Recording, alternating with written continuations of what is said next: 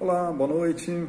Sábado à noite aqui, mais uma vez o Dair Guilhem gravando para vocês um pouquinho sobre a discussão da verdade das doutrinas e como elas se organizam, né? Ao longo do tempo a gente observa que as igrejas elas fazem uma certa pressão social e uma forma de controle. Mas como assim controle? Bom, logo que a Igreja Romana se estabeleceu, por exemplo, né, todo o poder papal foi dado à parceria da Igreja com o governo de Roma. Então haviam as cruzadas, aqueles 1200 anos lá de, vamos dizer assim, de Idade das Trevas, não é? Terror total, a Igreja tocando terror nas pessoas. Ou você se rendia ao que a Igreja queria, ao que o governo queria, né?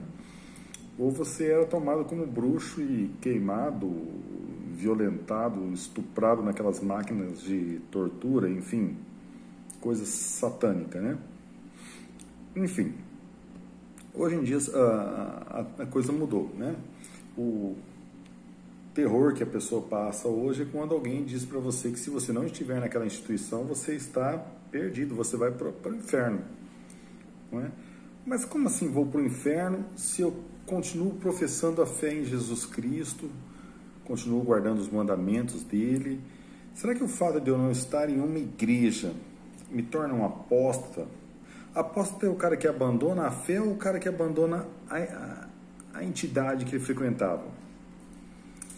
Será que é apostasia?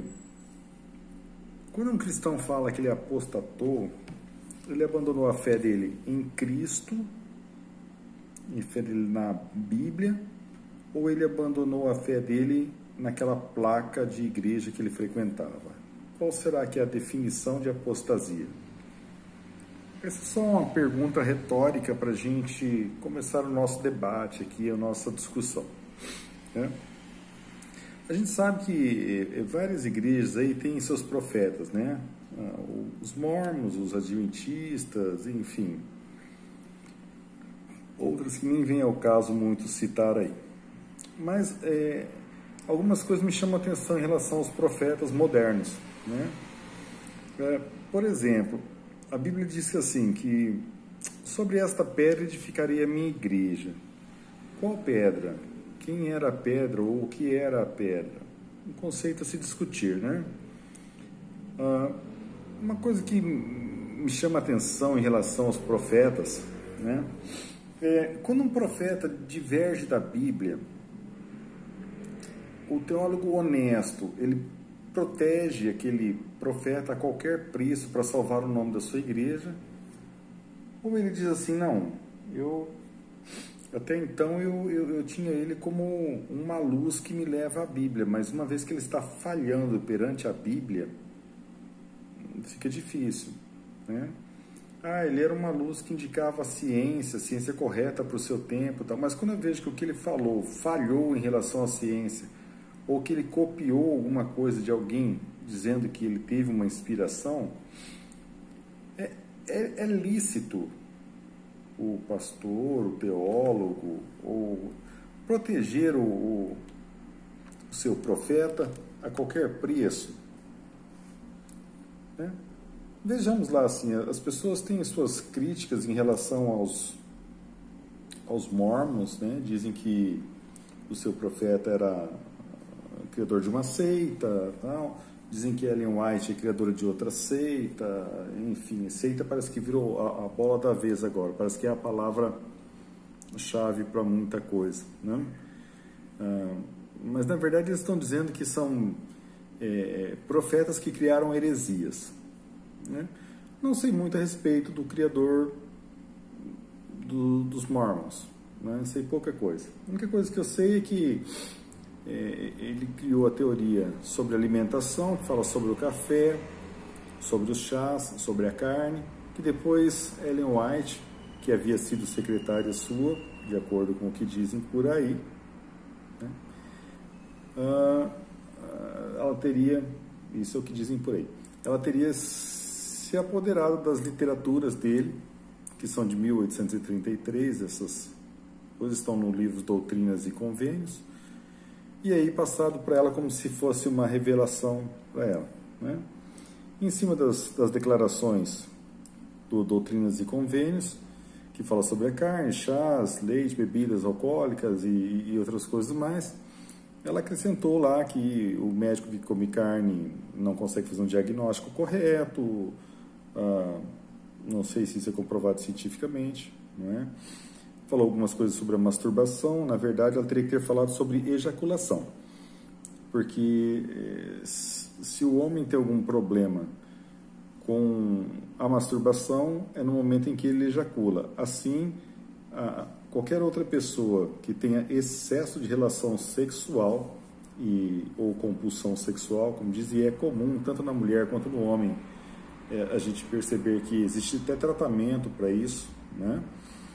Então, todas essas pessoas teriam lá as doenças que, segundo ela, cometeriam as pessoas, tuberculose, tá? Segundo ela, a maior parte das doenças, quase todas as doenças, era culpa da masturbação, que foi uma ideia que ela copiou de um médico de 1700 e alguma coisa lá antes dela. Também copiou outras ideias, como da entrada de luz, de claridade no quarto, na sala, para matar bactérias e tal, que é comprovado cientificamente por outras pessoas na mesma época que ela. Cientificamente havia trabalhos em laboratório que já confirmavam essa tese, né? Era uma época que não era tão atrasada, já havia cirurgias, havia bastante coisas relacionadas à ciência, né? Os Estados Unidos já fazia tratamento dos rios, já cuidava das águas, já sabia que teria um problema com contaminação e outras coisas mais aí. Mas implicando em questão doutrinária, vejamos lá, João no Apocalipse relata que há dois grupos de pessoas no final dos tempos, né? De acordo com a própria doutrina adventista, um grupo vai ressuscitar para a vida eterna antes do milênio, e de acordo com a igreja adventista, após o milênio, literal ou não, né? Haverá um outro grupo que ressuscitará para receber o castigo e a morte eterna. Dois grupos, ok? Isso de acordo com o Apocalipse. De acordo com a profetisa adventista, haveria então três grupos. O grupo anterior ao milênio, o grupo posterior ao milênio, nessas ressurreições, e o grupo dos escravos que não conheceram o Evangelho por causa dos seus proprietários, dos seus donos, que não ressuscitarão de forma alguma. Deus vai desconsiderá-los, vai ignorá-los. E aí, quando a gente vai para a Bíblia, a gente nota que lá diz que todo olho verá. Se todo olho verá, obrigatoriamente todo olho verá, eles terão que ressuscitar. Se eles ressuscitarem, ou será para a vida eterna ou para a morte eterna. Se eles morrerem de novo, automaticamente já é para a morte eterna. Ok? Óbvio. Mas se você perguntar para um adventista, eles vão dizer que tudo que Ellen White diz é biblicamente correto e cientificamente comprovado. Ok. Então vamos discutir agora a questão de doutrinas, nem tanto, mas questão de teologia honesta. Teu pastor na tua igreja, sei lá qual igreja é a sua, não sei, ele traz para você uma teologia honesta?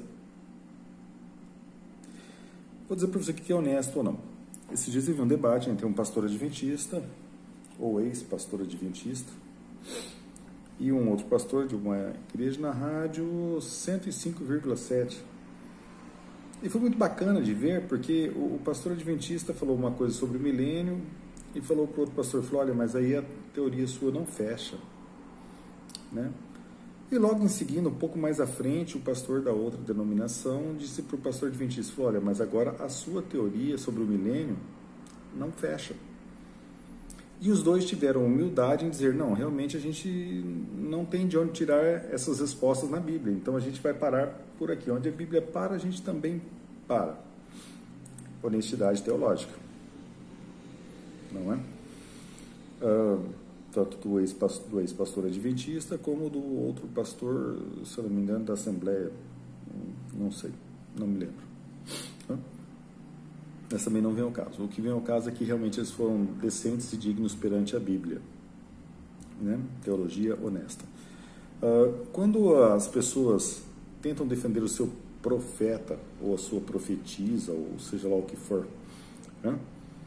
A qualquer preço, a qualquer custo, e desconsideram a Bíblia como ponto-chave, como ponto principal, como ponto que leva a gente a salvação eterna ou a perdição eterna, quando desconsideram a Bíblia para considerar a fala de um profeta, por mais equivocado que esse profeta esteja,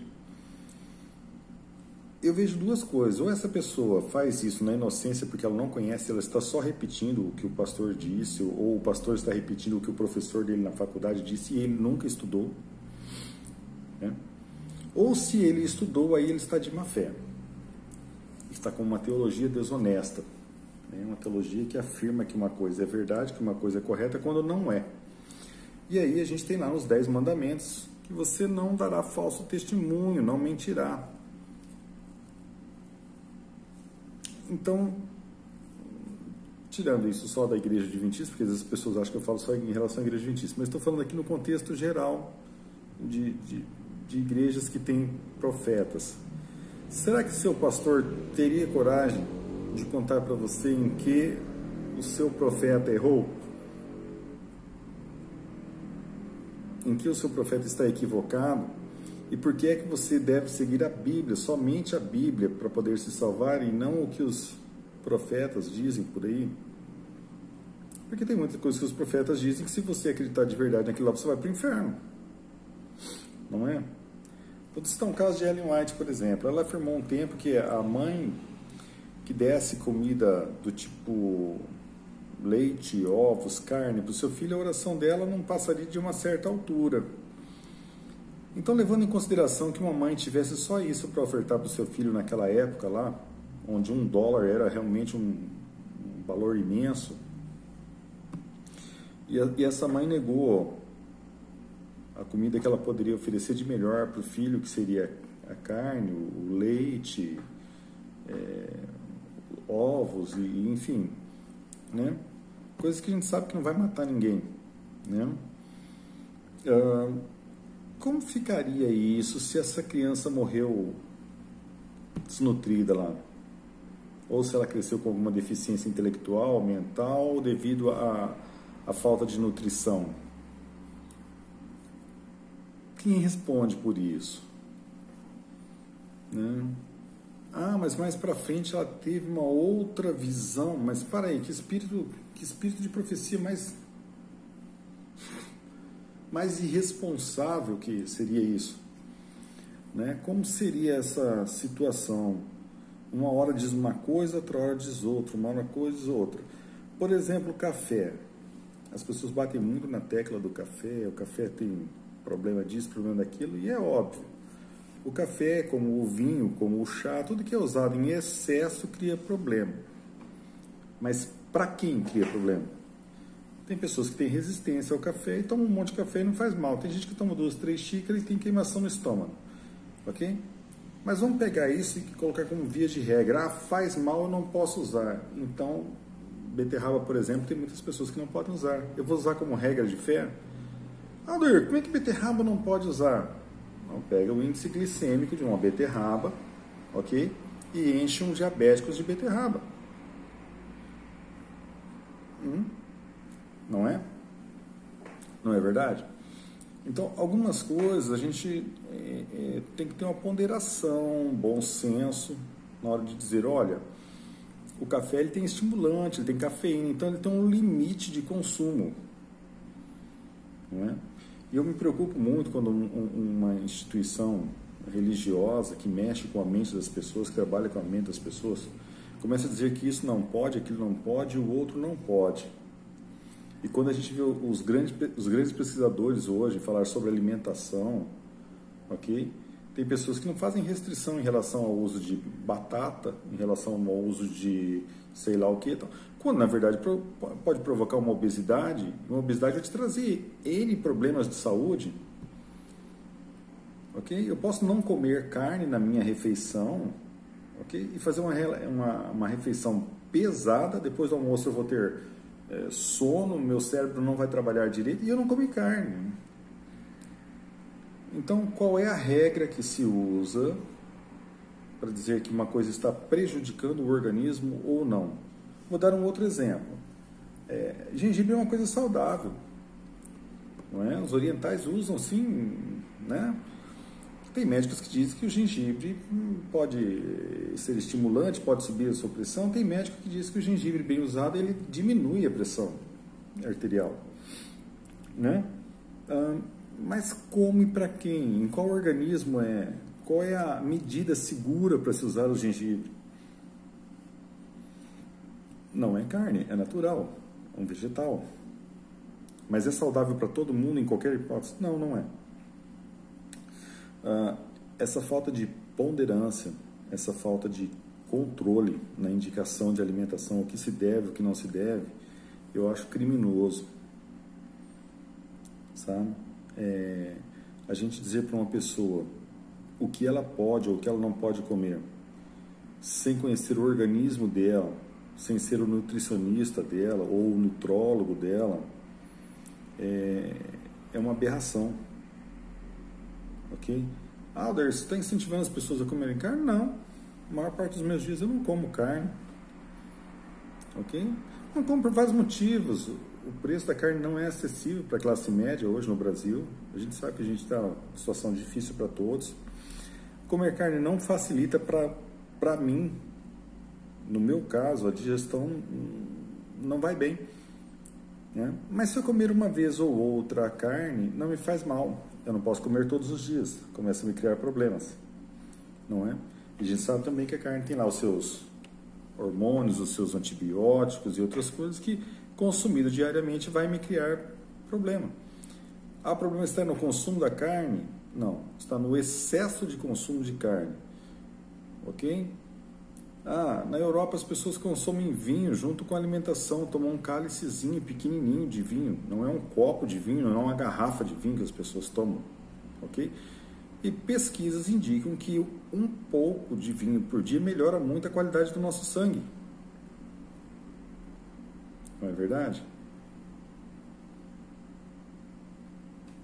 Então, assim, alguns conhecimentos a gente tem que ter, e eu tenho pesquisado muito em relação à alimentação, para não estar falando besteiras aí, ok? Acompanho o Dr. Leger Ribeiro, acompanho o Dr.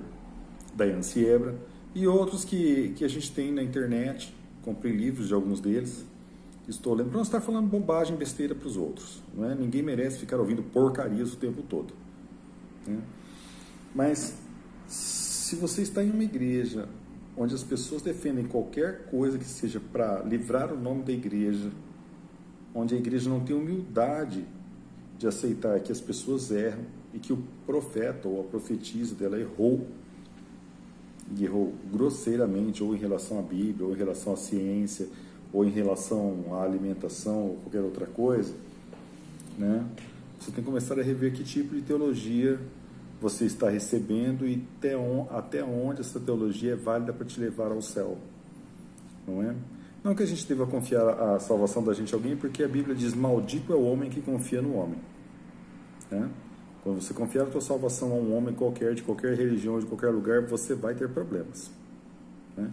Eu vi um pastor adventista esse tempo atrás criticando um outro pastor adventista, e no vídeo dele, ele faz a seguinte afirmação: olha, o cara nem é da área de teologia, um equívoco, porque na verdade o cara é, mas o cara é um pesquisador de outra área, não vou falar de qual área, porque senão vocês já vão saber de quem eu estou falando, e baixou o porrete, e no final ele fala assim, então a quem vocês estão confiando a sua salvação? A esse tipo de pessoa, que não tem um mestrado, um doutorado, que não é formado nisso ou naquilo outro? Gente, a gente não põe a salvação da gente na mão de homem nenhum. O máximo que você pode ter com o teu pastor é uma relação de professor-aluno, onde ele vai à igreja para te dar uma aula sobre o que ele conhece da Bíblia, para te mostrar um caminho mais viável para você chegar ao Evangelho. E uma vez que você chegou no Evangelho e você estuda a Bíblia, e eu aconselho vocês todos a assistirem vários programas de várias religiões, porque algumas coisas são aberrações, né? Em todas as igrejas a gente tem alguns pontos aí que são bem complicados, bem difíceis de aceitar, mas são coisas normais do ser humano, cada um tem uma percepção e a gente tem liberdade de expressão e também a liberdade de pensamento, de pensar diferente um do outro, né? Mas que fique claro que aceitar uma coisa como perfeita, como completa, às vezes vindo de um profeta, cuidado, tá? É de salvação que a gente fala, tá? Cuidado. Muita oração, leitura, leiam a Bíblia, né? Eu peguei o hábito agora de assistir vários canais de várias igrejas sobre o mesmo assunto. Vou dar um exemplo, por exemplo, Milênio. Pego lá a percepção adventista, percepção batista, percepção da Assembleia, a percepção da presbiteriana. Algumas são iguais, outras são diferentes. Por quê? Baseado em quê? Em qual parte da Bíblia? Vou para a Bíblia e vejo o capítulo todo ou o livro todo sobre o que é que está falando, né? Tenho aprendido muito sobre teologia dessa forma. E mudei muitos dos meus conceitos em relação a muita coisa que eu achava que, nossa, vou dar um exemplo para vocês de uma coisa interessante. Eu vi esses dias um debate entre mortalidade e imortalidade da alma. E um pastor disse a seguinte frase: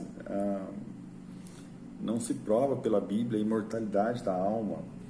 E aí o cara que defendia a imortalidade da alma mostrou lá algumas passagens da Bíblia onde ele se apoia para aquilo. Não estou dizendo que está certo ou que está errado, não é o meu caso. E o outro pastor apontou algumas coisas na Bíblia onde ele diz que a alma é mortal e aí, quando uma pessoa morre, a alma entra em um sono, o sono da morte, e fica nesse sono até a volta de Cristo. Ok. Né? Para outra pessoa que tem lá a imortalidade da alma, a alma está em algum lugar no espaço aí, no céu, não sei onde, mas não se relaciona conosco aqui porque a Bíblia não permite isso. Enfim.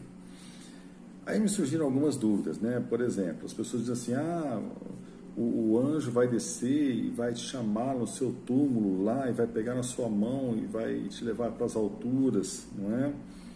Isso na ressurreição antes do milênio, de acordo com algumas igrejas aí, né? Bom, de qual sepultura? Vamos entender, o cara morre no meio de uma floresta lá. Aí o corpo dele é retirado dali e levado para ser enterrado em um cemitério. Bom, mas a parte espiritual dele já não está mais ali, né? Ele não tem mais o fôlego de vida, ele já não é mais uma alma vivente, certo? Se a alma entra em um sono, a partir do momento que ela é desconectada, ela está dormindo lá na mata ou ela vai dormir lá naquela tumba, naquele local onde foi colocado, né? Quando uma pessoa morre, por exemplo, quando tinha aquelas caravelas, aquelas coisas, as pessoas estavam de navio andando por aí para cá, era condenado a alguma coisa, eles matavam no navio e jogavam no mar. A alma da pessoa ficou dormindo no navio ou foi para dentro do mar? Ela ficou dormindo ali? Se for de acordo com o imortal, no imortalista, então a alma já se despediu dali e foi para algum lugar no céu aí, não sei onde, né? Ninguém sabe bem certo isso aí. Ninguém voltou de lá para falar, e se voltar algum morto para cá, a gente tem que desconsiderar porque a Bíblia proíbe isso. E para o cara que acredita que a alma entrou num sono, como que fica? Fica em sono lá? Jesus foi morto na cruz, ele foi retirado da cruz morto. Foi colocado em uma sepultura, em um sepulcro, lacrado. Depois o anjo veio, abriu, tal, aquela coisa toda. Jesus foi ressuscitado no sepulcro. Quando uma pessoa é queimada, ela tem o corpo queimado e depois é jogado o pó. Os orientais costumam fazer isso. De onde vai sair essa alma? Onde que vão chamar o ser para a sua ressurreição?